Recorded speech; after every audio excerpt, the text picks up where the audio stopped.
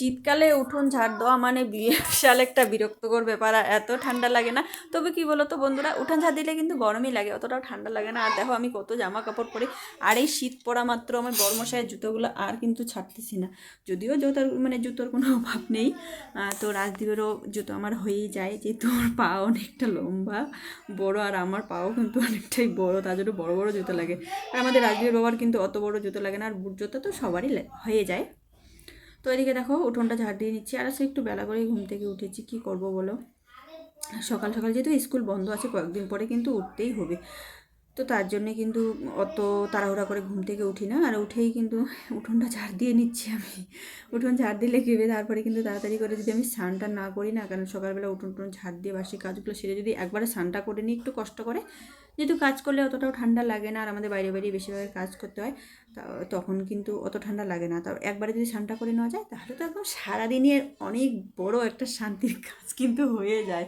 তো চলো ঝটপট করে কিন্তু আমি পুরো উঠোনটাকে ঝাড় দিয়ে নিচ্ছি এদিক ওদিক, যেহেতু আমাদের উঠোনটা অনেকটাই লম্বা, আর তো একটু সময় লাগে। আর আমাদের দেখো মহারানী এত পাজি কি বলবো,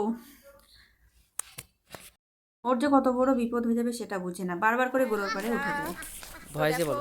মঙ্গলীকে চড়াতে আসছি এখানে, যেহেতু ওই পাশে আমাদের বাড়ির পিছনটাতে ভুট্টা বোনা হয়েছে, তো কোনো জায়গায় ঘাস নেই, যেহেতু আমাদের মঙ্গলীর দুদিন পরে নতুন অতিথি আসবে, তার জন্য দেখো এখানে চড়াতে আসি, যেহেতু এটা এই চারপাশটা পাঁচির দিয়ে ঘেরানো আছে, তো এইখানে সাইডে দিচ্ছি। দেখো কি পাজি, ও বারবার করে গেটের সামনে যাচ্ছে বাড়ি যাওয়ার জন্য, কিন্তু না, এখানে অনেক জঙ্গল আছে চারপাশটা, তো অনেক চারপাশে জঙ্গল আছে, তো এখানে খাচ্ছে ঘাস পাতা লতা।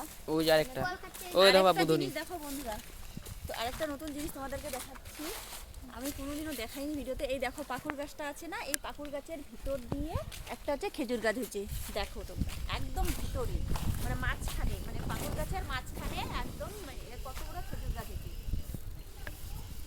দেখো এটা হচ্ছে পাকুড় গাছ, পাকুড় গাছের মাঝখানে দেখো অনেক খেজুর হয় কিন্তু গাছটাতে। দেখো বুঝে আসছে, ওই বুঝে আসছে, বাইন্ধে রাখলে কিন্তু ঠিক খাবে। আর দেখো ছাড়া পড়ছে না, দুই বোনে কিন্তু এদিক ওদিক ঘুরে বেড়াচ্ছে, কিন্তু খাচ্ছে না। ওই দিক থেকে কত জঙ্গল, আর যেহেতু পাঁচির দেওয়া আছে কোনো জায়গায় যেতে পারবে না, তার জন্য কিন্তু